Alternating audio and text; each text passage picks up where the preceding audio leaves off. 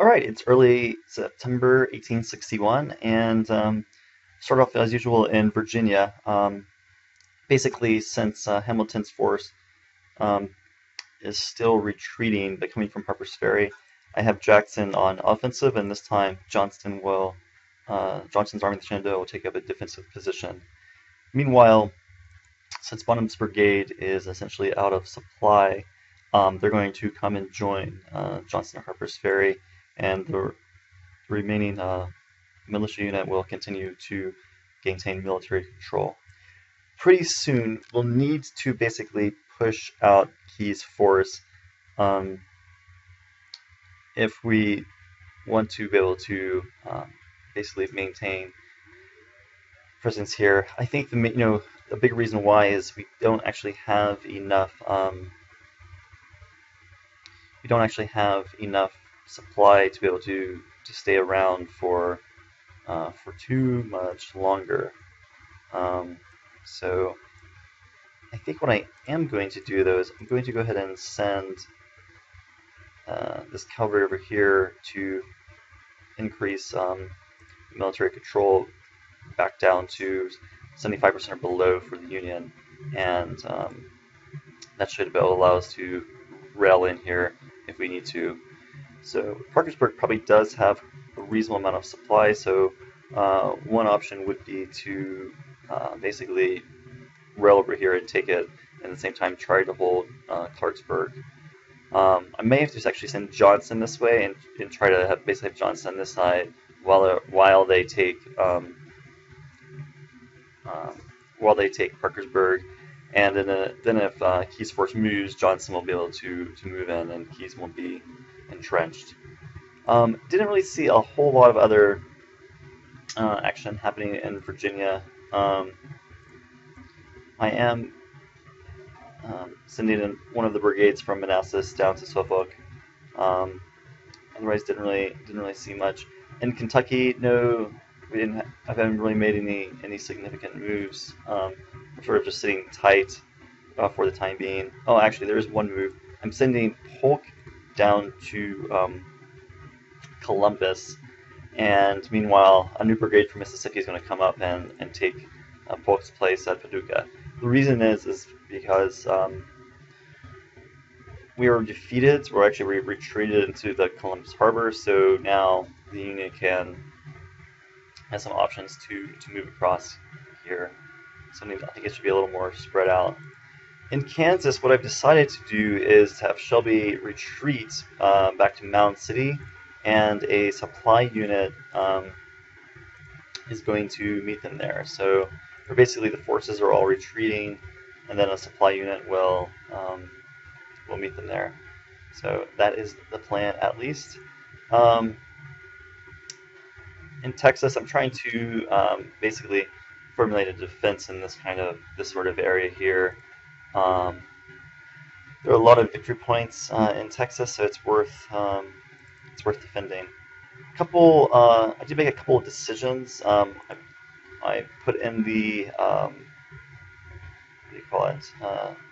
The demonstration card in Jefferson City and in Louisville. Yep, there it is. And as far as kind of what's going on in recruitment, we have a number of brigades that are being produced. You can see we still have some replacements left, and then didn't make any other decisions. If you kind of look at our supplies here, we don't have any conscripts left, so we're doing a lot this turn to recruit brigades. We do have some money left and a little bit of war supply. I think one challenge that we're going to have is being able to effectively recruit ironclads.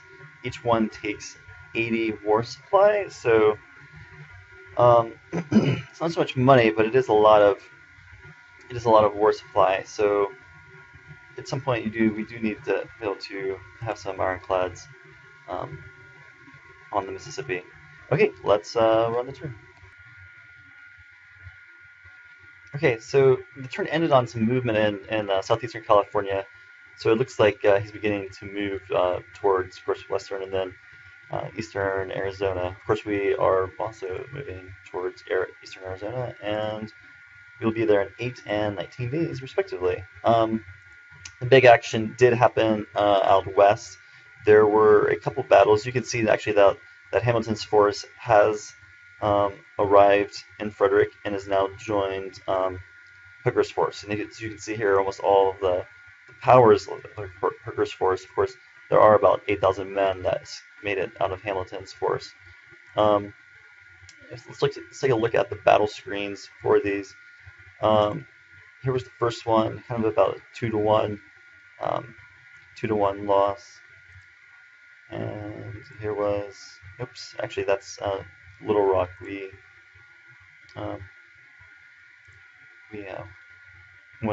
pushed the cavalry out of Little Rock.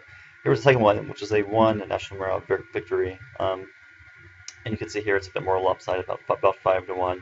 So Hamilton did escape, but with some pretty heavy losses in both the manpower and, of course, and just the ability to fight. It is nice to see that we now have 156 war supply, so we should really probably get an ironclad going this turn. In Kentucky, no movement. He hasn't moved on Meade yet, which is very interesting. We may rail back up here and take control of that for the time being. No movement on Paducah or Columbus. Our force did escape,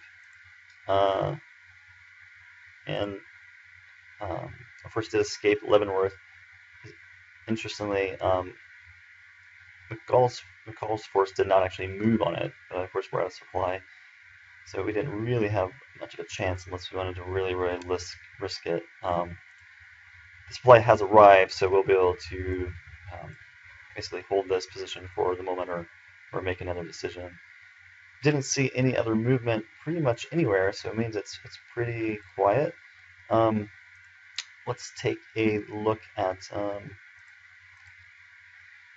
what's going on in the messages. So a couple units changed. A couple units were trained. USA is actually drafting in Vermont. Jefferson, Kentucky was unsuccessful. Jefferson, Missouri, and Taylor, West Virginia, those demonstrations were successful. Here you can see the hits were taken because of our lack of supply in Kansas. There were the victories, kind of some more movement. There was the victory in Harper's Ferry at day 5. Basically more movement. A couple of units are finished in Springfield and Corinth. Jackson can now be promoted to a 3-star general if we want. Probably should do that. And fortunately, the good news is we have several generals that have arrived that we desperately needed. Hardy, Albert Sidney Johnston, and Van Dorn are all ready. In addition, the Texas Rangers Brigade has also been formed. Is that it? It's not very much. Only 1 regiment. So our morale is 114. Let's take a look at the Unions. It is currently 89. So we still do have that big advantage by national morale. Of course, a lot of events will change that in the future. So the Union always starts off lower, and I'm not even really sure if Manassas one has hit yet or not. I think it may have just hit. Okay, see you next time.